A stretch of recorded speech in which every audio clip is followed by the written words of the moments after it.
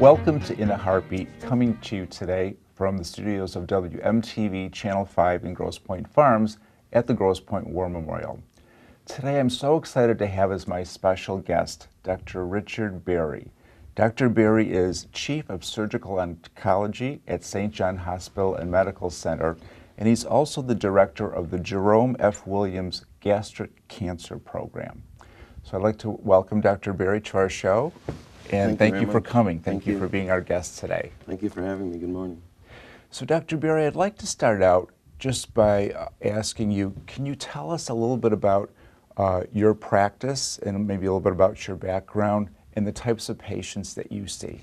Yeah, well, thank you very much. And just to start, well, I'm a surgical oncologist and I practice here at St. John Hospital on Marosse. And a surgical oncologist is a type of doctor who treats different types of cancers of the GI tract mainly.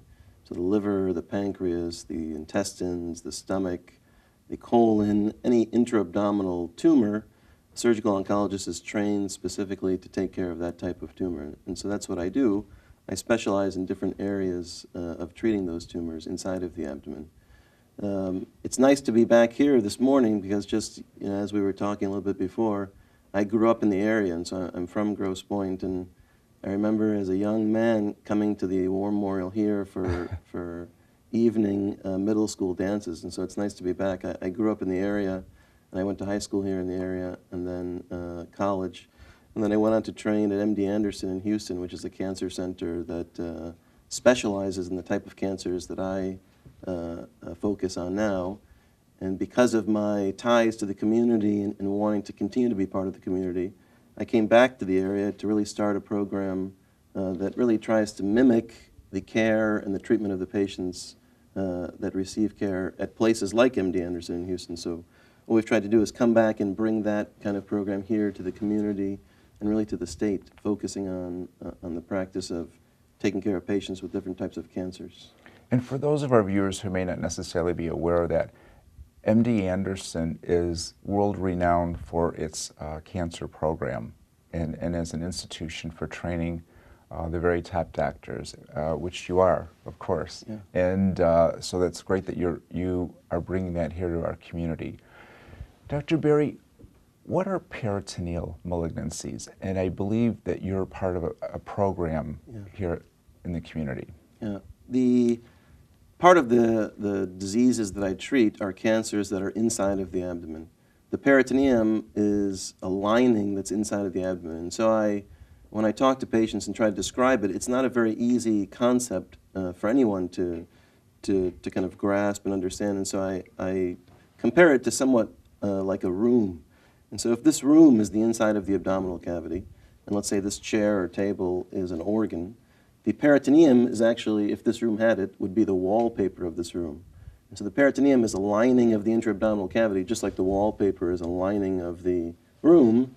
Unfortunately, tumors, especially tumors of the colon, of the appendix, of the ovary, of the stomach, and even other organs can spread to the peritoneum, which is the wallpaper really. And so traditionally, the treatment of those patients when a tumor of the colon, let's say, spreads to the peritoneum, again, comparing that to the wallpaper inside of the room, those patients are not considered candidates for surgery. And the traditional approach has been to only offer those patients chemotherapy in the vein. The statistics would tell us then if a patient has a cancer of the colon or another organ that is spread to the peritoneum, unfortunately the survival of those patients is quite limited with chemotherapy alone. And so about 20 years ago, doctors in other parts of the country and in the world attempted to remove some of those tumors from the peritoneum instead of just giving patients chemotherapy. And by doing that, then slowly over time, really over the last 10 or 15 years, we've been able to accumulate a lot of data that shows us that for patients with colon cancer or appendix cancer or ovarian cancer or gastric cancer or really any intra-abdominal cancer, if it has spread outside of the primary place that it comes from, in addition to giving them chemotherapy, we think it's very reasonable to offer them at least an evaluation to see if I can take out the tumors that have spread to the peritoneum. And then once I remove all of those, I then put in a heated chemotherapy solution, which is abbreviated HIPEC, H-I-P-E-C. and it stands for hyperthermic intraperitoneal chemotherapy. And so once I remove the tumors that I can see inside of the abdomen, I then administer heated chemotherapy directly into the abdomen in surgery, so while the patient is asleep, and it's a one-time dose. By doing that, then we think that we've treated the patient as effectively as possible by using many different combinations of chemotherapy in the vein, surgery, and this heated chemotherapy to treat these peritoneal cancers. And in the last 5 years at St. John, we've started and been able to develop the largest program in the state and one of the largest programs actually in the nation treating this. That's amazing. And so that's what really has started kind of our program, and it's one of the main things that we focus on. Dr. Berri, what are the advantages of providing heated chemotherapy? Yeah, that's a great question. The tumors are removed, which we think is a very, very important part of the operation. And so once you remove them, we then instill chemotherapy that is mixed with fluid that is heated.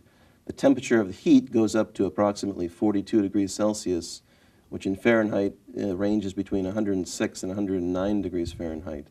And we know that from the lab, heat alone kills cancer cells. And so even if we were only to administer heated fluid, we believe and we know from laboratory experiments that that heat destroys the cancer cells, but it maintains the stability and does not injure the normal cells inside of the abdomen. So people will ask, well, if you put this hot solution inside of the abdomen, doesn't that affect my other organs or cause other problems? And it does not. We use a particular temperature that we know is safe and that has been studied. So the heat really destroys the tumor cells. We then add chemotherapy to the heat, and that's even more toxic to the cancer cells, and really helps destroy all cells and helps hopefully prevent them from coming back in the future. And I'm assuming this heated chemotherapy is not something that could just be administered through somebody's vein. No, it's not. The type that we use and the way that we administer it is completely different than the type that is used in the vein. It's actually a different type of chemotherapy.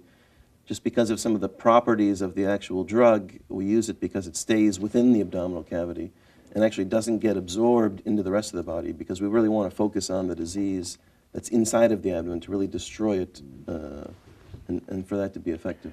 And Dr. Berri, can you speak at all as to what this has done for patients' survival rate who may not have had an opportunity to have this type of treatment? Yeah, that's another great question, and I'm happy to talk about that. The main indication for this, and what we do this for most often, are tumors of the appendix, interestingly. Appendix cancers, we think, in this country are quite rare, although in my practice and here right at St. John, I see about 2 patients a week with appendix cancer. And we think that the survival of those patients, by using surgery and sometimes chemotherapy in the vein and HIPEC, in particular types of appendix cancer, the data that we quote, at least for a low-grade appendix cancer, which is the majority of the type that we treat, the median survival, if I can remove all of the tumor, even if there is massive amounts of tumor in the abdomen, which unfortunately there sometimes is, if I can remove all of that in a quite long operation, and then put in the heated chemotherapy, the median survival, or the survival that we would expect from those patients, is in the range of 10 years. And so it's a little bit different than other cancers where you would hear survival rates that are a little bit lower, but for low-grade appendix cancers, we know that the survival can be up to 10 years after the surgery. And so I've seen patients even who've had the surgery, 10 years afterwards, and then, they may need further interventions, but, they've done quite well over a long period of time. For other diseases, and I'll talk about colon cancer in particularly, because that's more common than appendix cancer, and many people, I'm sure in the community know somebody or have talked to somebody who's been affected by colon cancer. Colon cancer, there's about 140,000 people in this country each year who have colon cancer, unfortunately. About 25% of those 140,000 will have disease that spreads inside of the peritoneal cavity, and thus may be a candidate for HIPEC, or the heated chemotherapy. If I see them and evaluate them and think they are a good candidate based on a lot of things that I won't discuss in depth today, but there are a lot of things that we look at in terms of CAT scans and numbers that I calculate to kind of assess how much tumor there is. In the well-selected patient, the traditional survival of those patients has been quoted to be about 6 months. And so if you had a patient with colon cancer, or somebody that you knew who had colon cancer, they had disease that spread inside of their abdomen, they went to their doctors, really over the last probably 5 or 10 years, they would be offered chemotherapy only, and they would be told that really your survival is, perhaps at the most, between 6 months and a year. With the role and with the use of heated chemotherapy in surgery, we now have data that we've just been part of a study of over 20 institutions in the country that we've put our data into. We have over 1,000 patients that we've looked at with this particular problem. And we have survival ranges kind of up to 90 months after this treatment. And so that's much, much longer than we would expect amazing. traditionally, with a 5-year survival of over 40%. That's great. Of course, this is in a well-selected patient that should really be evaluated in a place that has a lot of experience in doing that. And so that's why we're very happy that we've been able to accumulate a large volume of data here at St. John with the patients that I see, and we have a very high volume center with a lot of experience, and we are able to see which patients will benefit from this. Dr. Berri, did you have to have specialized training in order to be able to do this HIPEC procedure? Yeah, that's, I think, a very important question, and the answer is yes. As we'd mentioned in the beginning, I did surgical oncology fellowship training at MD Anderson in Houston for 2 years, where I was trained specifically to do this. As time goes on and other programs start to form throughout the state and throughout the country, I think it's important for patients, if they feel that they may be a candidate for this, or if they have a friend who may be a candidate for this, they should go somewhere and be seen by a team that has experience and by a team that's trained specifically to do this, because it has the potential to help patients, but we want to make sure that they're getting the best direction and best care. So, Dr. Berri, a lot of people who may be viewing our show may have known somebody who has pancreatic cancer. Yeah. And it's the type of thing that can sort of sneak up on people a little bit.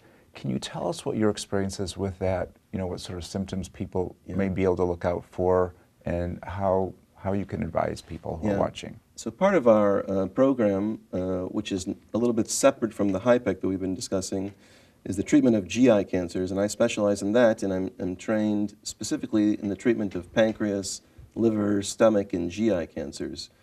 The largest part of my practice really centers around patients with pancreatic cancer, and unfortunately, as you mentioned, that can be a type of disease that is not easily detected. And so in this country each year, there's about 45,000 people who have pancreas cancer or who are diagnosed. And unfortunately, in the cancer statistics, if you look at the American Cancer Society's statistics these days, pancreatic cancer is the 4th leading cause of cancer death among men and women in this country. And so it's something that is becoming more focused on in terms of treatments and what we can do to help these patients. The symptoms usually can be quite vague, and patients may complain of weight loss, fatigue, abdominal pain, or develop jaundice, which is kind of a yellowing of the skin. And if these symptoms arise, we would encourage anyone, and we would be involved very early from the start to intervene and help evaluate these patients and get them the right medical care. And so that would consist of a medical evaluation and examination and lab tests and perhaps other tests that would help us diagnose a problem if there is one. So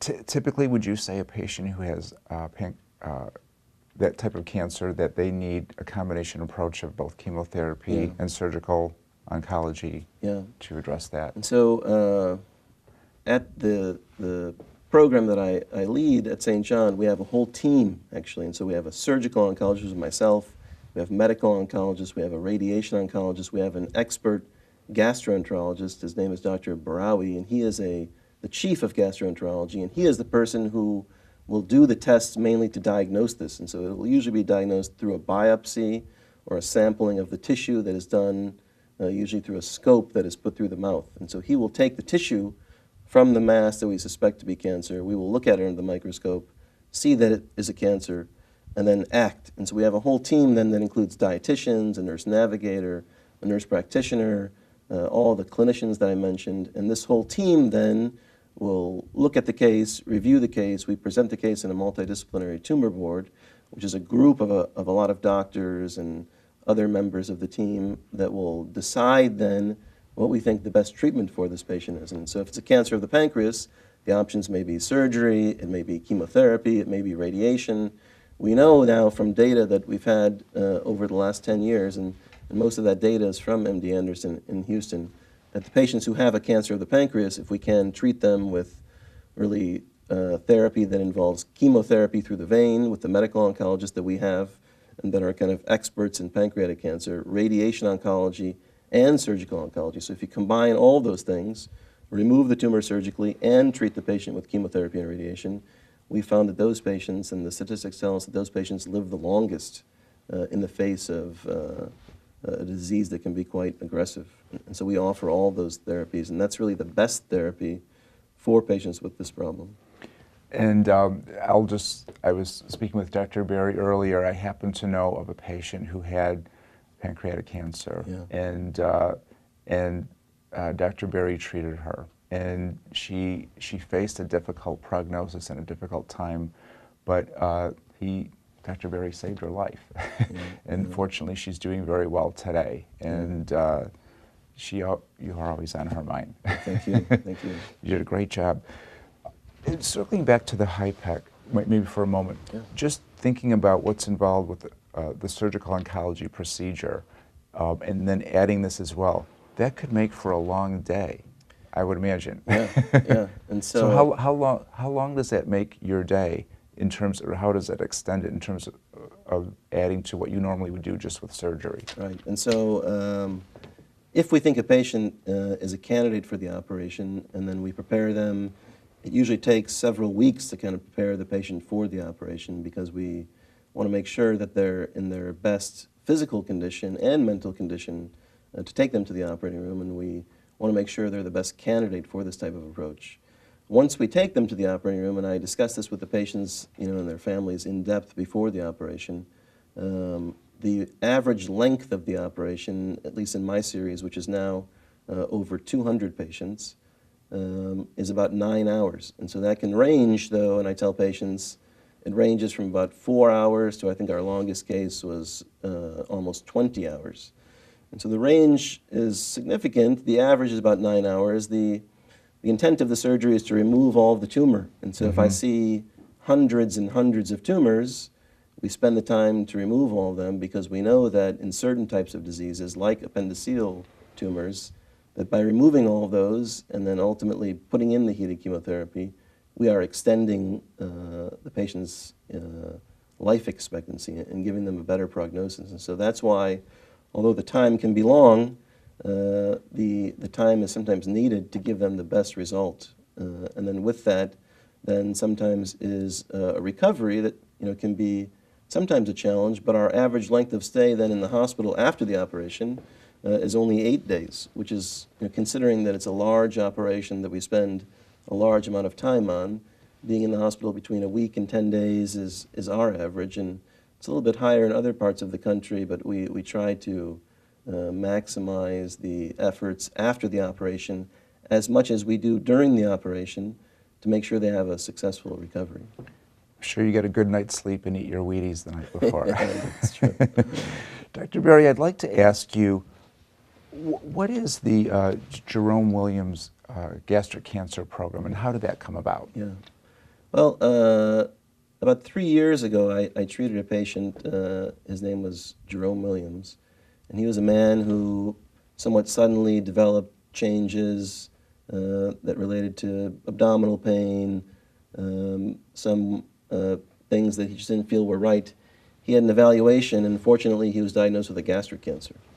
And so gastric cancer, again, like pancreas cancer, is one of the cancers of the GI cancers that can be quite aggressive, and thus, we would hope, can be treated aggressively. And so I operated on him and removed his stomach, and he required a removal of his stomach really for cure, and he did quite well with that operation. He also had chemotherapy and radiation. Then he went on to have treatment over a period of a few years. Ultimately, unfortunately, though, he passed away recently, and through the time of his journey and his treatment, I became quite close to him as my patient and his family because they were quite involved. And he was the type of person, I think, that all of us would be close to. He, even if you can imagine, while in the hospital, recovering from surgery or receiving chemotherapy, was the type of person who said, what can I do to help other people while he was in the midst of his battle? He would walk around the halls of our hospital and kind of look to other patients and ask if he could go and speak with other patients, and kind of compare stories and kind of be a friend to them and help them with their cancer journey, What an even though amazing he was man. in the midst of his battle. And so that's kind of tells you the kind of mentality that he and his family took towards this disease. Ultimately, we had discussions before he passed away about what he really wanted to do to try to maximize the care of patients like him and others who had the same problem, and said, really, I want to help you and help the hospital make a program for patients with cancers like mine that will get the best treatment, not just surgery, but surgery, chemotherapy, radiation, nutrition was a big factor for him, navigation of the patients, or having somebody available who, from the time of diagnosis through all the treatment, will help guide the patient step by step. So because of him, and then because of his support and the support of his family, we've created the Jerome F. Williams gastric cancer program that really focuses on patients with gastric cancer, pancreatic cancer, liver cancers, really any type of GI cancer, with a particular focus on gastric or stomach cancer, because that's what he had. But what we've done then, because of his support, is we've been able to hire and bring in people like a dietitian who only specializes in gastric or GI cancers. And she will see all of our patients. And Dr. Berri, why is a dietitian so important in the role of the team approach to these peritoneal cancers? Yeah, the role of the dietitian is crucial really for all cancer patients, I believe. And nutrition just by itself, either before treatment, during treatment, after treatment, is an essential thing that will help patients through these treatments and help them recover better. Having a dietitian for our patients, and particularly after the type of surgeries that I do, where I remove parts of the stomach or parts of the pancreas, their eating patterns and their ability to eat and drink will change. Ultimately, we hope it becomes back to the way it was before they had surgery, but there's a transition point where the help of a dietitian who guides them, who offers them advice, who gives them information, who actually sees them on a regular scheduled basis and calls them and helps them get through that, is just essential. And that's really, part of the program that we're, that we think is extremely valuable. Just a question that would come to mind, it's obviously traumatic and heartbreaking and difficult and stressful for the patient and the family to go through this journey of cancer. And as part of your programs, do you have any type of person or department that kind of helps to take care of them emotionally and supportively that way? Yeah, and so it seems like you almost know Jerry Williams and his family, because that's exactly what they wanted from this program, and that's one of their main wishes was, through this, could we help patients not only medically or surgically, but spiritually was a big factor for them. And how can we help patients manage this socially and with their families and with their kids? And so we have a nurse navigator and other people who really, that's part of their job, is to help them at all levels, not really just medical. And so to help guide them through that, and we have spiritual people as part of the team, and a whole team that if we identify those needs, or if patients express those needs to us, or if patients have family members who need help, we have all those counselors, and part of the social work team is available to help them through that. And we found, just as you pointed out, that that's an extremely important part of the entire program, and it really helps the patients through their journey. In your experience, and as you've seen patients, do you find that a patient's faith or spirituality and their attitude in general towards what's going on can make a difference in the outcome of how they survive this? I think 100%, yeah. And I think that's, I've seen it, and the members of my team, also believe that. And we know that, people who are supported and who have, the best approach possible mentally and spiritually, going through this, those patients will have, the best outcome possible. And if they don't have the best outcome possible because of the process of the disease or the aggressiveness of the disease, they're at least then prepared to kind of deal with the consequences. And so I believe 100% that makes a difference for all patients, and we try to help them with that as much as we can. Dr. Berri, if somebody's watching this show and they're just curious, how does a patient or potential patient get to see you? Do you have something like a website? Yeah. And if so, what is on your website? Yeah, we have the majority of the patients come to me either because their doctor or someone they knew knows of what we do or the diseases that we treat, and then refers them to us just by calling our phone number that is widely available on the internet or through other means. If you went to the internet and went to St. John Providence main website, there is a link for what I do. There's a HIPEC link, there's a cancer category. If you go into those actually, or if anyone went into a search engine and just put in HIPEC or my name, my last name, I actually have online multiple videos. And so there's a video of me that is on the internet, that is on our St. John site as well, that kind of is a 30-minute video that will explain the entire process of what a patient may encounter when they come to see me and then what they go through. And I found that the majority of my patients, before they even come to see me, have seen all of that and are kind of prepared to help understand what they may go through when they see us. So there's wide access to us, and if anyone needs direct access, we can provide that information as well. But through the internet, there are multiple avenues that will bring them directly to us, and we have phone numbers and websites, and even on our internet site, there's an option where if a patient gets to our site and clicks on cancer care or HIPEC or GI cancer, there will be videos that I've discussed with other patients, their treatment, and patients who have gone through the operation actually giving videoed testimonials about their experience, which we find is very valuable for patients to watch even before they come and see us. There's also a link where they can click on that link and then sign up to have a phone conversation with me before even coming to the office. That's amazing. Yeah, and so we found that to be very effective because sometimes patients come from far, far distances to see us, and if they click on that and talk with me sometimes before, and I think it's appropriate, then we come and see, or they may have questions that are urgent and they want to talk about, and then I help guide them in the right direction. Well, Dr. Berri, you've been a phenomenal guest, and you've certainly educated me, and I think our audience as well. And we all thank you for the great work that you do and the many lives that you save and the many people that you help. And it's such an asset to have you here in our own community and at St. John Hospital Medical Center. Thank you so much. Really appreciate your time. You're a busy man. Okay, thank you. And thank you to our viewers as well. As always, we appreciate the time that you spend with us. I'm sure you felt this is helpful and very interesting. Take good care of yourself and those around you, and have a great day. We'll see you next time.